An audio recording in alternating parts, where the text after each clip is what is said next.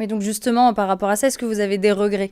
Que vous avez des regrets à formuler sur le contexte, certes, mais est-ce qu'il y a des choses que vous auriez aimé mieux faire, vous auriez aimé pouvoir insister dessus, des sujets Bah, je vais vous dire sincèrement, c'est aux dernières élections, plus que l'année d'après, c'est qu'on aurait aimé, et j'aurais aimé à titre personnel, parce que moi je prends ma part dans la campagne, convaincre les gens de ne pas se laisser avoir par cette coalition des contraires. Voilà, c'est là où sans doute nous aurions dû mieux faire collectivement, parce que c'est à partir de là, évidemment, que les choses vont mal. Après, c'était difficile, parce que il y avait la coalition des partis politiques, puis il y avait la coalition, une fois de plus, d'un certain nombre de médias, il faut bien le dire, qui racontent n'importe quoi. Je donner un exemple très concret.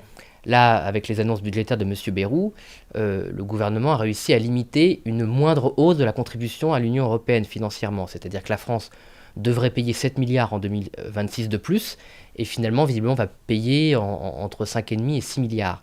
Et jusqu'à présent, tous les médias, tous les check news, les vérificateurs, les bonimateurs en tout genre disaient qu'il était impossible de baisser la contribution de l'Union européenne d'un centime. Et tout le monde peut vérifier, c'était présenté comme une vérité révélée par le service public, mais même par des médias privés de mauvaise obédience. Et maintenant, on se rend compte que si la Macronie veut, bah là, c'est possible. Donc, vous voyez, il y a les mensonges, les parties du système, mais sincèrement, on a un vrai problème aujourd'hui avec quand même des médias qui propagent des contre-vérités.